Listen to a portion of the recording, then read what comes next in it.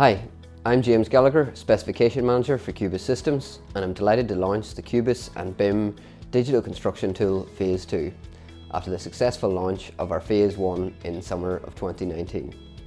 The system allows clients and designers to configure and download BIM Level 2 accredited models in various file formats for use within their projects. Following feedback from direct contact with customers, we have now added various functionality and extra features within this Phase 2 launch. Phase 1 allowed for the customization of individual Cubis products, such as covers, chambers and cable protection. But Phase 2 has integrated these individual products into complete chamber systems that can be customizable to this user-specific needs. The Phase 2 launch includes the addition of Stack-A-Box Fortress, as well as fully integrating access covers across the entire Stack-A-Box chamber range.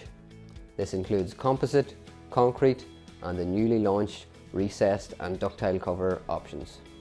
It also includes concrete cover slabs for the use with large bespoke chambers, particularly in heavily trafficked areas.